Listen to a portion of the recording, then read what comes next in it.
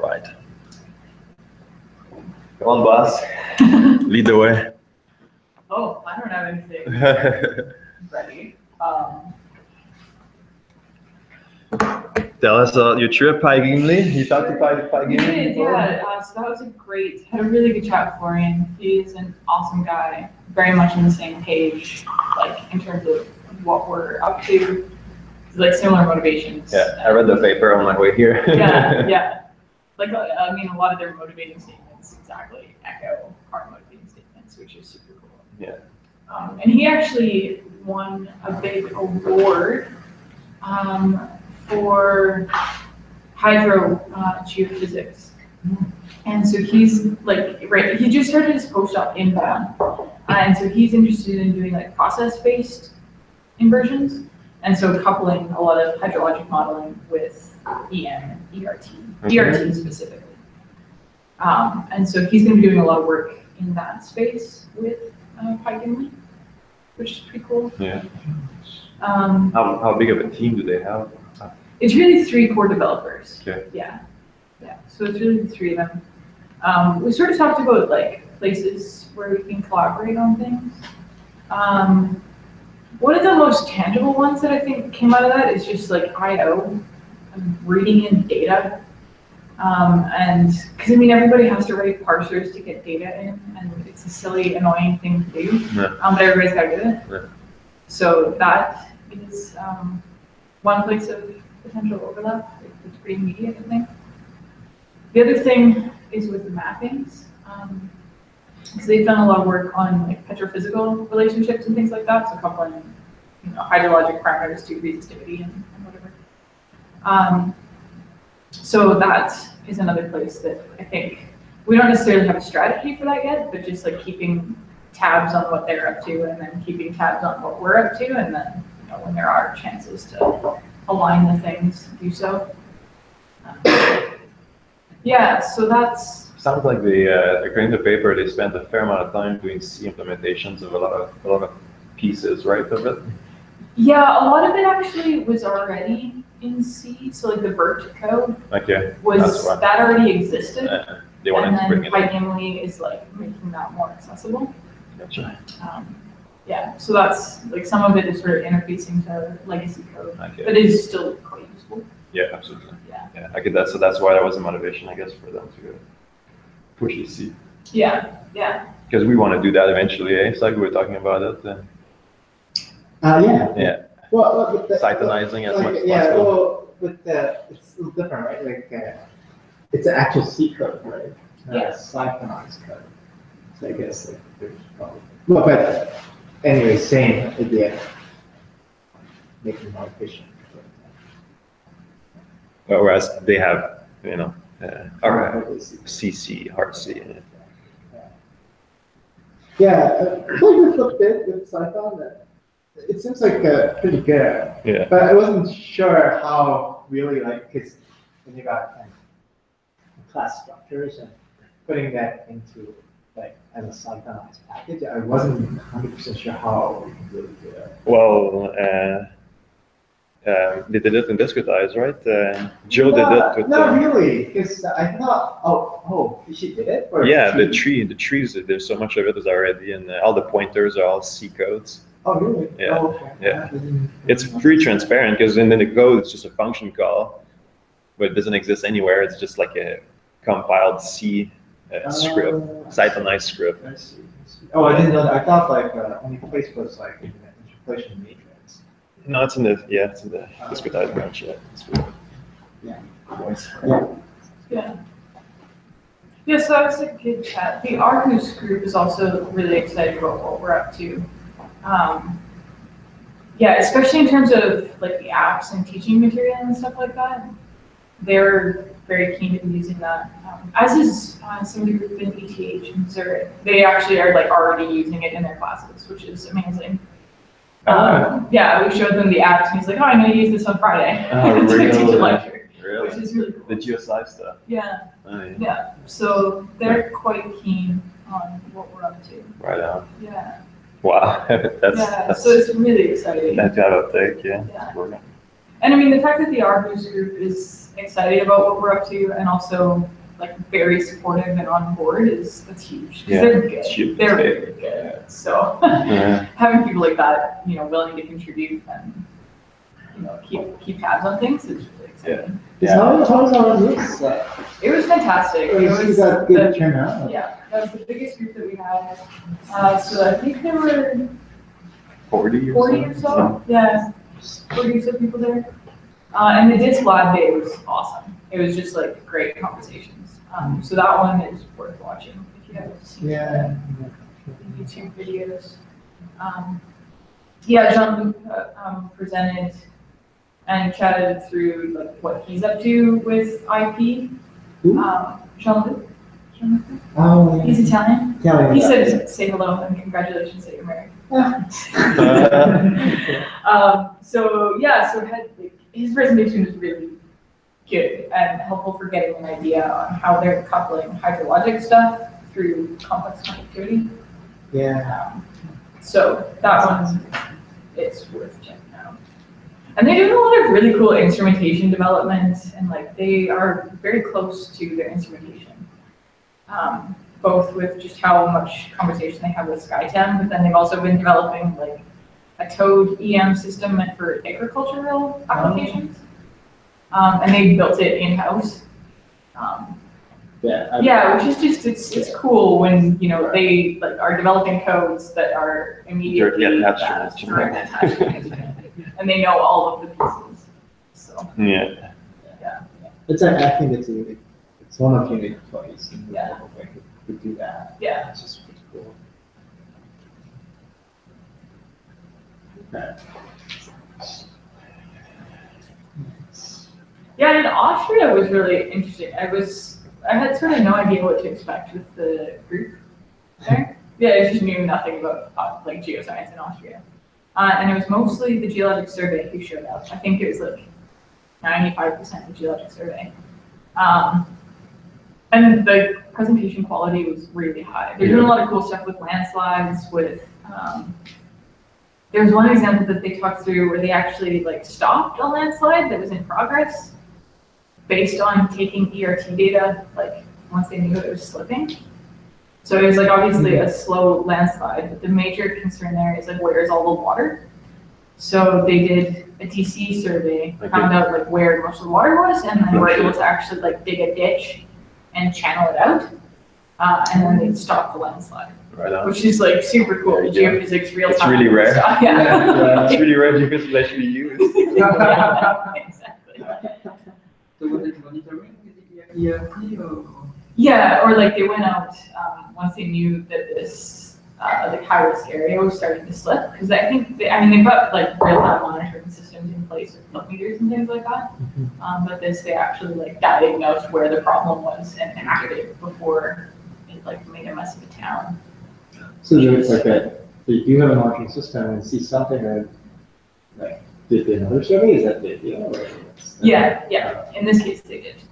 But they're looking at doing stuff like monitoring. Well, we read that like fairly complicated case history where they were using changes in resistivity to just get a handle on like how much water is coming through, and then correlating that with slip events.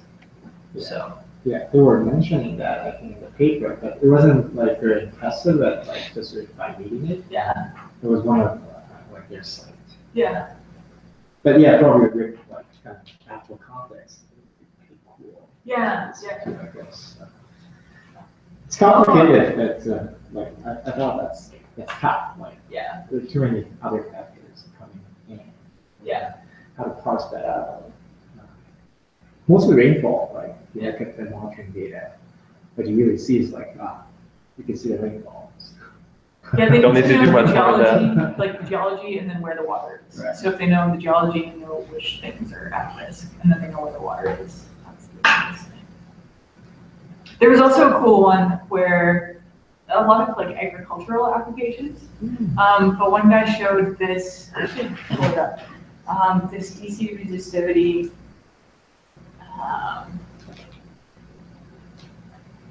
Like system that he rigged up, and they were using it in vineyards to get a handle on just the soil. So I'm going to slack you a little bit.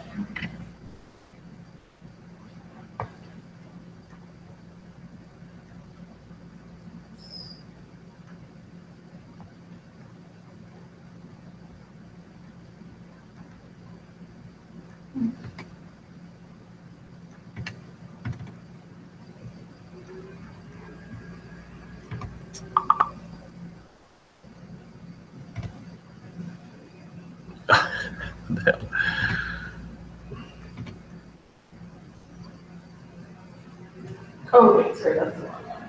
Oops. It is Pretty picture in the meantime. this one.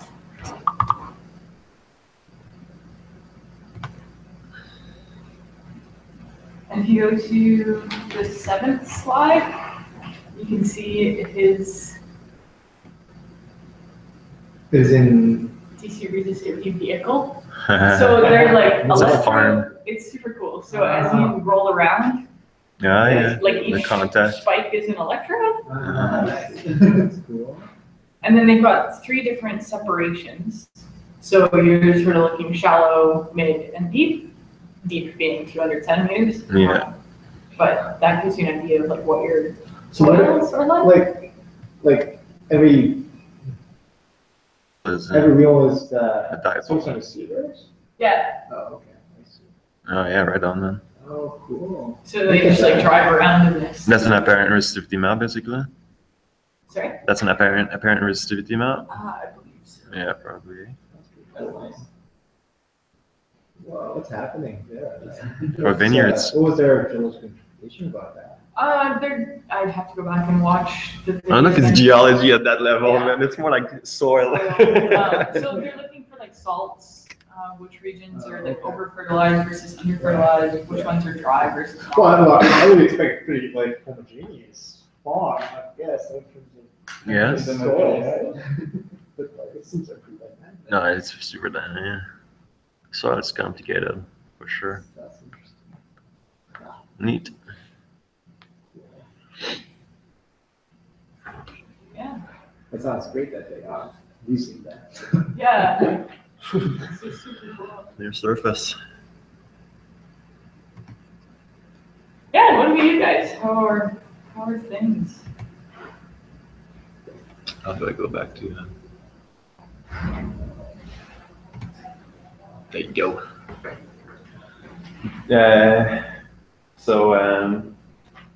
Devin has a PRA for grid H. Yeah. You don't like the word grid H because I would be using it. Okay, Yeah. I just had no context for where this is coming in. Yeah. Grid, I was unsure about the word on because everywhere else we've used grid as it actually is a spatial location. So like a cell-centered grid is the spatial location of all of these cell centers. Yeah. Whereas grid H, like, it's actually a gridded, well, Get information on the grid, but yeah, it's not. it's not actually a grid. Yeah.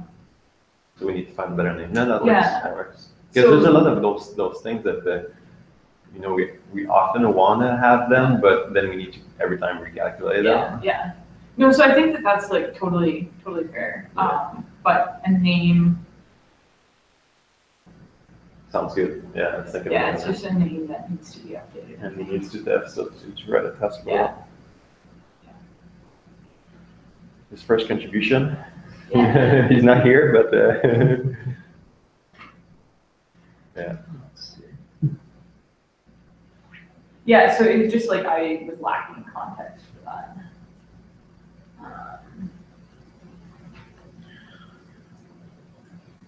T, what's your status on the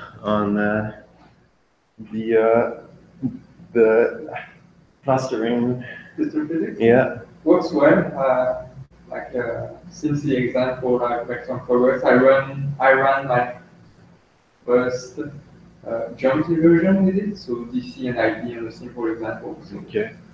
works well. It's something with the optimization sometimes I need to look at, but we were doing this test with Soggy at some point that we just we took the linear problem and we just doubled it. Mhm. And so like it's basically twice the same problem. Was it was slower, but what I found out is that we were using different data for both, so the noise was different on both, so that's why it was a bit slower when you put exactly the same noise as like the same thing. So yeah, just like probably what should happen when you have like like noise difference between your two data sets. But I ran it with the DC and IP, so it was pretty nice. And I also implemented just end of last week what we talked about the last time. Like sometimes I had like spike every week sometimes. So now I have a prior online rush.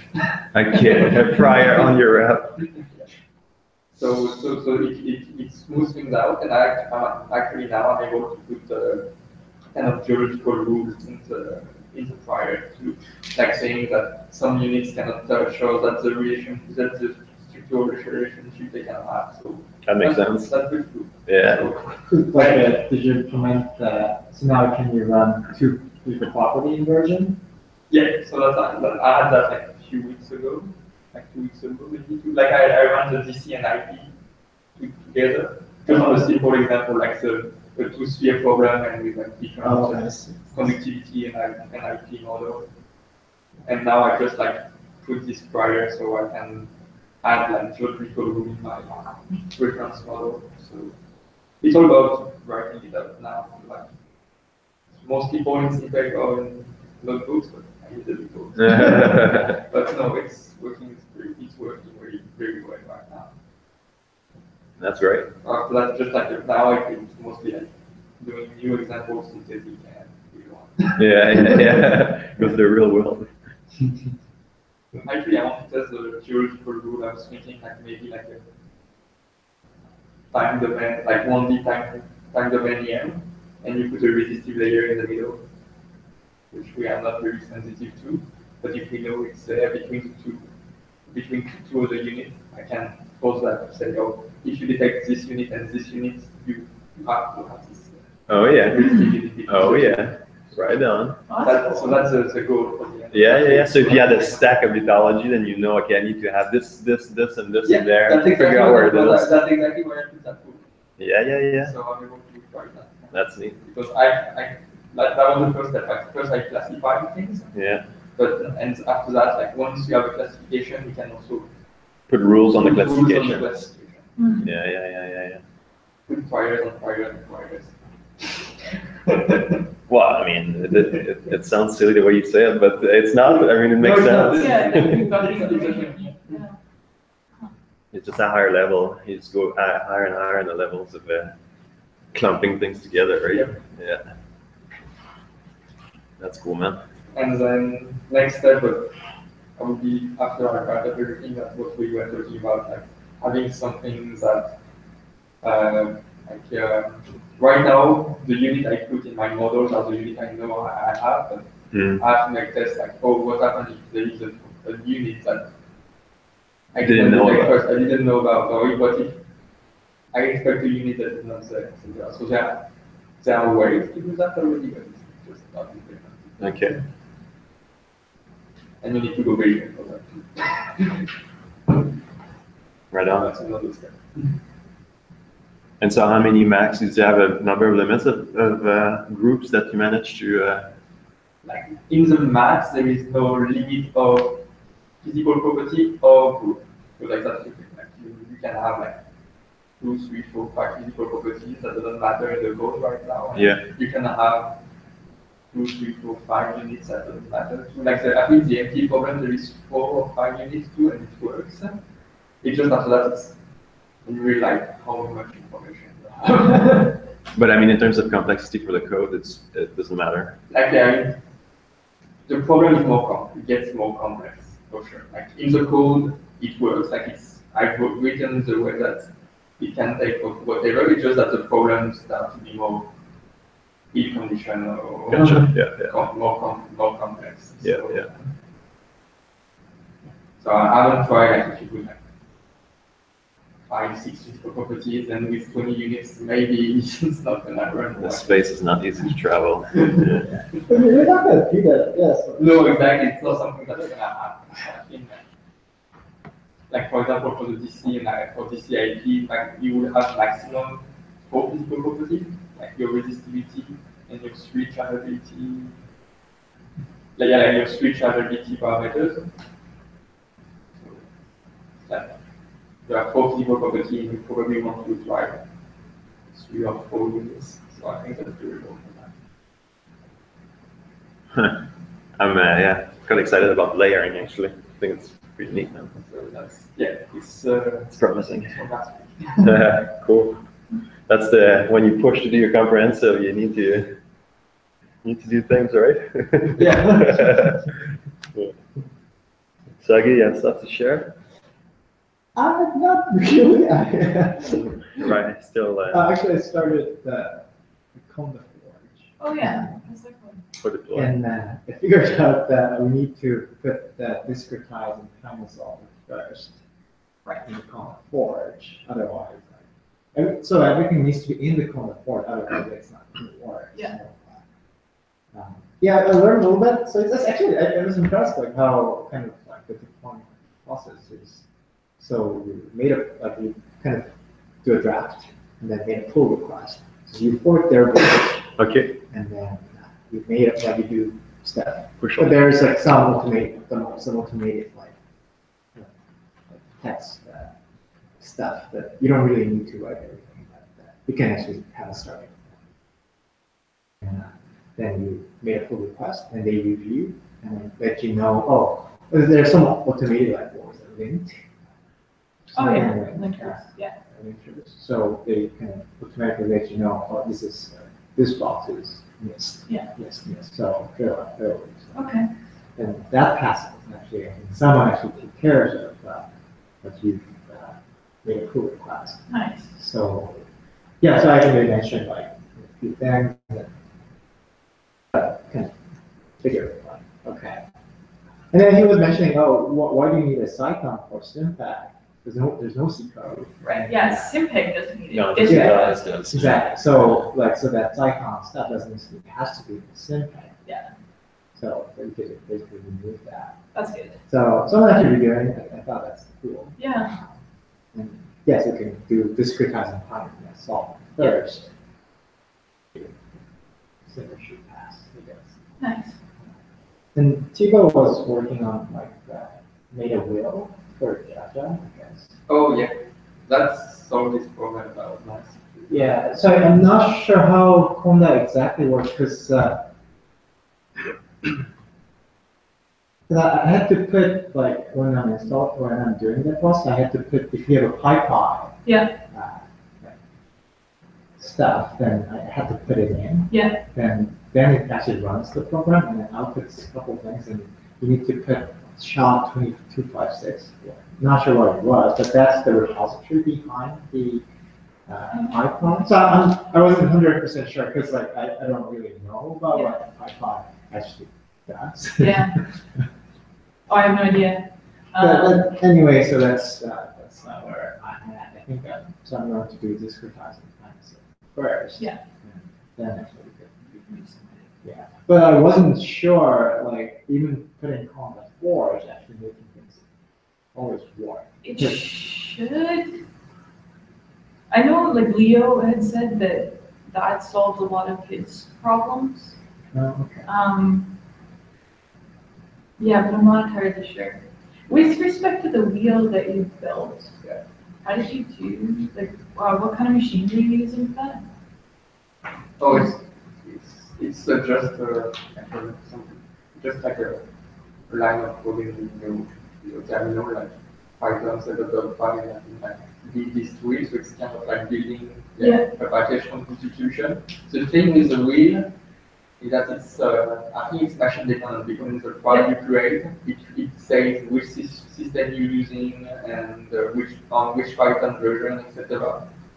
So that's why for me it's very because I was working on my machine and I had like the same specifications as Jaja. And what kind of machine? Because we can build wheels on Hackbear. We just need to spin up the right machine. Yeah. Like for Jaja, I was asking for something that works on Windows 10 or Python 3.6. Okay. So that's what I did. Okay. Yeah, because we can look into doing that with Hackbear, I believe.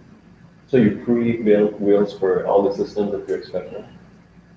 Because we're already building some wheels, but like, I've never tested them because I don't have a Windows machine, Yeah. so I have, Yeah. like, I really have no idea what they do.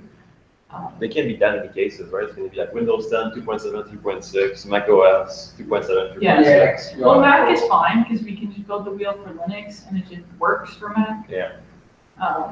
But Windows, there's actually a lot of different machines, and it matters if it's 64-bit, 32-bit, like all of those things actually matter. Yeah. So, Yeah. because we're already building a couple wheels, but probably not for Windows 10. And that, it's like, No, Yeah. we should, I mean, Yeah. people do use The Windows. QPG I did for 3.7 and 3.6, but on my Mac. So yeah, I don't know Windows. okay, cool.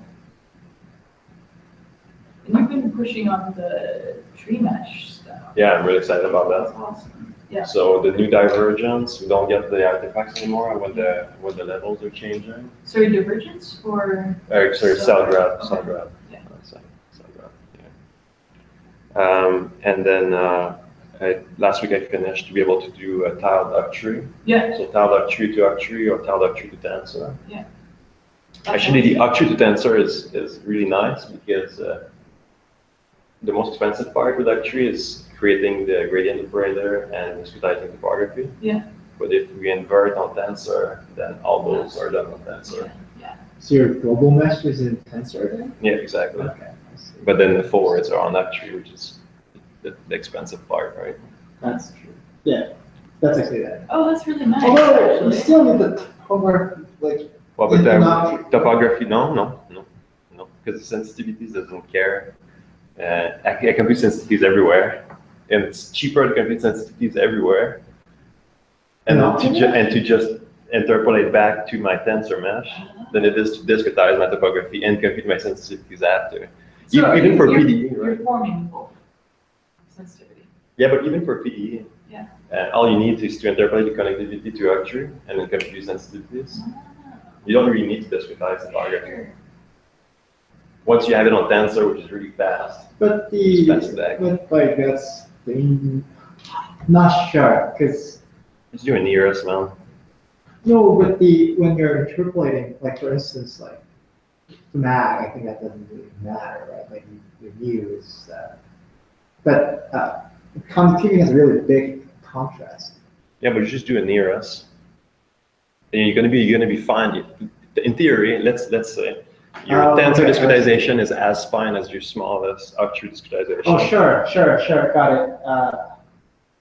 And if your cell are overlapping, like I wrote a script that when I create my octree meshes, the smallest cell size are all matching on top of each other. So then I can just do a Oh, nice. nearest, Yeah. and then And I it's- grab it. yeah. It's at the right place. Just make your life easier. So you're gonna get air cells like, oh, I see. When you're far away, when you're the largest octree level, then it doesn't matter as much, right? So you're far enough. Right. So we're saving on discretizing each forward meshes, which you can have a lot of those. So you're just doing nearest neighbor for interpolation, am I right? For the physical property, yeah. Okay, I see. I mean, it's still like a volume averaging because you can have multiple cells contributing to one large cells, but to decide which cell belongs to where, just do a nearest because it's the quickest. And then after that, we're summing them all up. Oh, okay, I see. Yeah. It's a nice speed up. It's great speed up. I mean, in terms of memory, could be the bigger the problem, the bigger the save up, right? Yeah. Because let's say you have like a 20,000 cells for your forward. Yeah. If your global mesh is 1,000,000 cells, then it's a factor of 40. Yeah. Right. Yeah. I'm still not sure, because like let's say that like you're moving global to local, for instance. Global to local, yeah. Like, well, in similar, you basically need global to local, right? So Multiple properties. Yeah. So then, like, your mole is like everywhere then, or your mole is always in the subsurface, right? In my case, yes, but PDE, it would be everywhere. No, even PDE, like your model is always in the subsurface. Sure. Right. So then you're moving that into like a full domain, right? With using some sort of map. Sorry, because one way is when you do the forward, you're just moving a physical property to your forward problem, right? Sure. So this is a map. It's the same mapping, one way or the other. I changed it. It's just much more simpler if it's the same projection matrix, one way or the other. Right. Then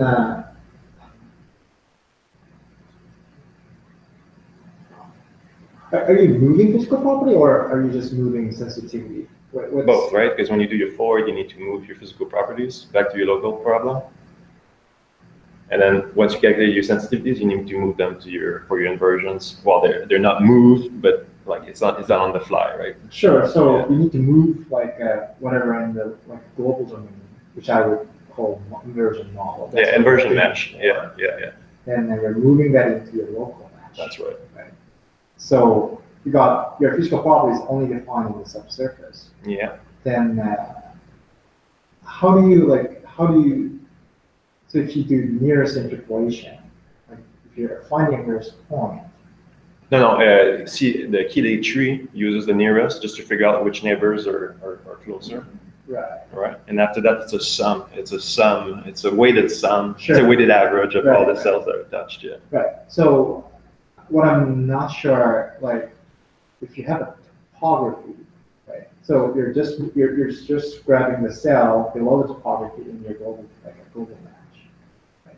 And then you're interpolating back to your local match, and that's where I'm not sure. Like, I think what I would think, like, you kind of need to put some topography after you move, but how do you? No, but you could. Okay. You could, let's say you've done the hard work to discretize topography on your large mesh, on your inversion mesh, right? So now you know 0 and 1s everywhere. You can pass that information with the nearest neighbor to your local problem, right? You're just using the same mappings. I'm using the same mapping, but now if you could just put an if statement, if you're not equal all to 1, if your average is not all to 1 or all to 0, you're an air cell, you're a ground cell. Like you can decide this like right ahead of time, right? Yes. And now you know your active set everywhere. Right. So You don't need to do the hard work of taking the surface, figuring out where it is. You've already done Yeah. Right. So you're kind of like doing that smartly, like doing that smart by doing that, right? So you basically have it in the system anyway. So that was my question. Yes. So Yeah. You can do that work not on the surface, but using your projection. Yeah. Gotcha. That's right.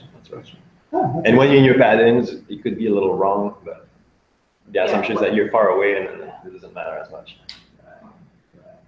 Is it like easy to find the boundary cells in a tree mesh? Like maybe Yeah. yeah. Do you think that's pretty simple? Well, creating the gradient, cell gradient was so hard, but now I think you have a good handle on it. We can work on that. Yeah. Because I had to figure out the faces, the neighboring faces of each. Yeah. Now I figure out the function to be able to do that, so we can figure out which ones are hanging on the outside. We'll need to work on it.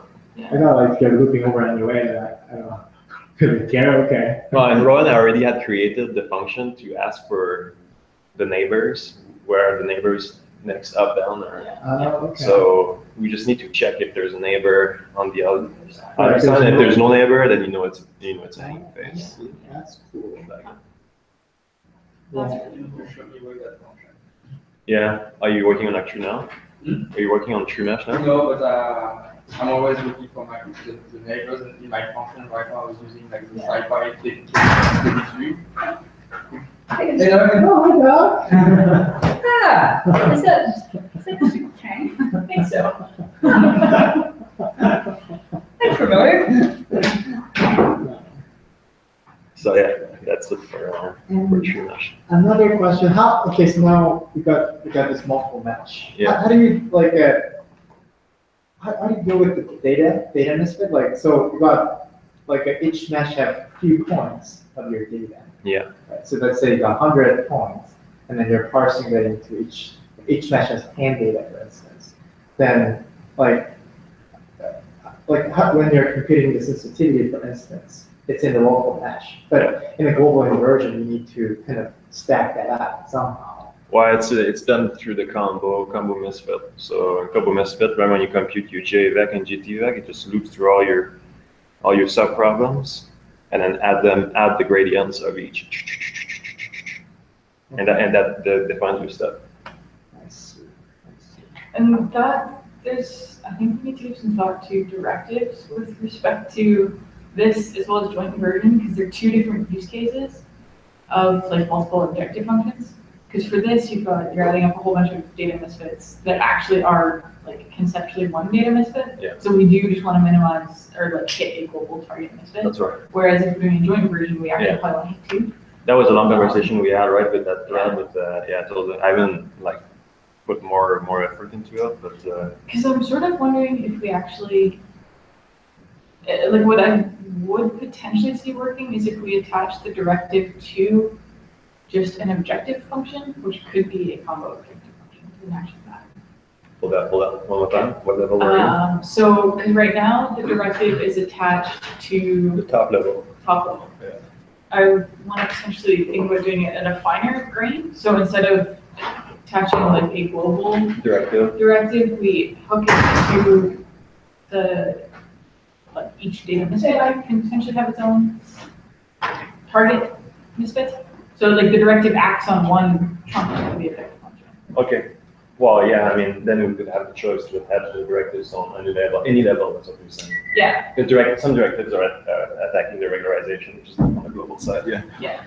Because then what that solves is then if we want to have multiple target misfits IDs or whatever, hit, then like you just attach it to each of the respective sort of composite data misfits, and if that happens to be something that uses global, like the global mesh idea. Yeah, that's smart. fine. Yeah, totally. Yeah. I think you help with that one.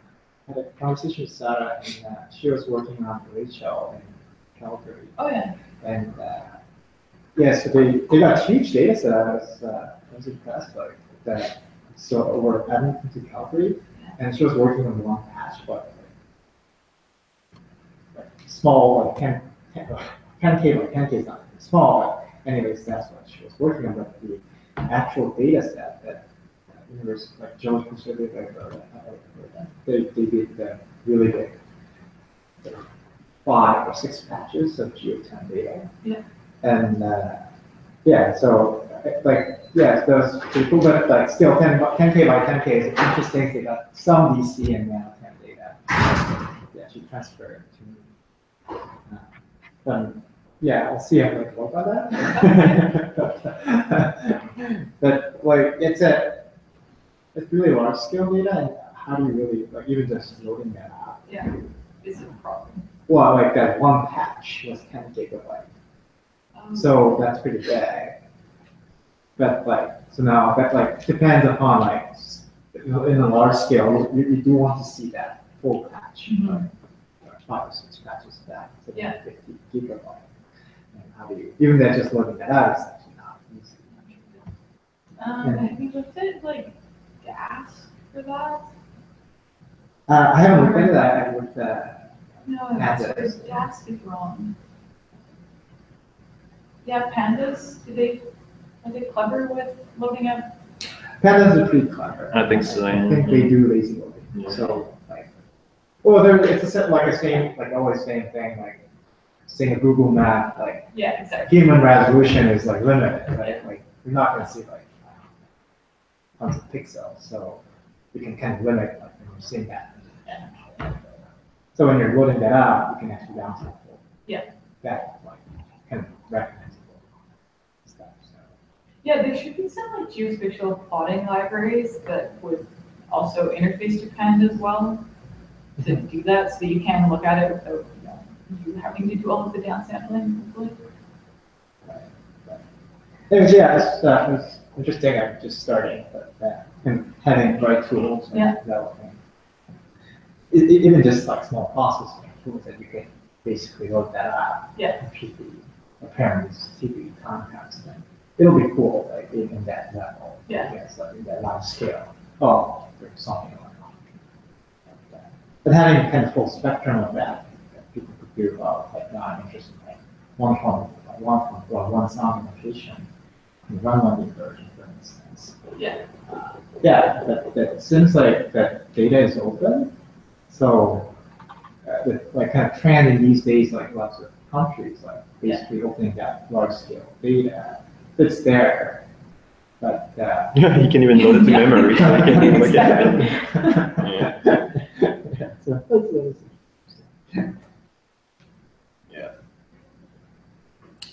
Yeah, I just wanted to show before I close up here is the our simple meshes are really shining with the Octree because this is the UBC code in Octree, and you see this So that's a mag inversion. same mesh, same data. Oh, set. seriously? Yeah, because now we have Octree meshes, right? So we can just grab one mesh, throw it in the other code, ask for the answer. And you see when the Octree levels are changing. So you're getting lines, right, everywhere. Oh. And if you start doing sparsity Can on you this, rewind just a bit? Sure. this is the UBC mag PDE code. That's Okay. that's the only difference. This one is integral, this one is PDE, but Okay. the issue is with the Yeah. regularization. Change. Yeah, that's right. And that was before with the old your gradients using the phase divergence transpose. We're getting like some over smoothing at the boundaries of where things were changing. And now with the cell grad on the hanging face, now we're smooth everywhere. So this is, So that's a model? I'm happy with this one. What's that? That's a model? Well, I just sliced through the whole good old like nutcracker example, right? Using PD Octree, and this one was with the tiled Octree to tensor inverse. Yeah. Yeah, that one's pretty good. Can you remind me what you changed in the operator computation so you will work with different levels? Yeah. So if you're doing a phase divergence, Yeah. when you're at an Octree level, a change of Octree level from one large cell to small ones, Yeah.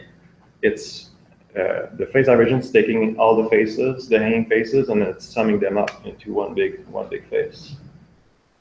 When you do this operations times its transpose, the gradient can end up being spread over all those cells. Okay. And then you move one cell inside that tree, and now you're back to the one cell like long, Yeah. right? So that means at the boundary you're penalizing differently than inside your rows. Yeah. So you need to do your cell grad on the hanging faces. So you have one row of gradient for each hanging face instead. That's the difference. Yeah. So that means that when you're transitioning, you're still doing one gradient per hanging face. Doop, doop, doop, doop. Yep. So we have a pretty good code. What do you need in order for us to get that in? DES. I need to write DES. Okay. Yeah. No, that'll be this week. That's really exciting. Try to keep the PR small. Yeah. That's all. That's really exciting. Anything else?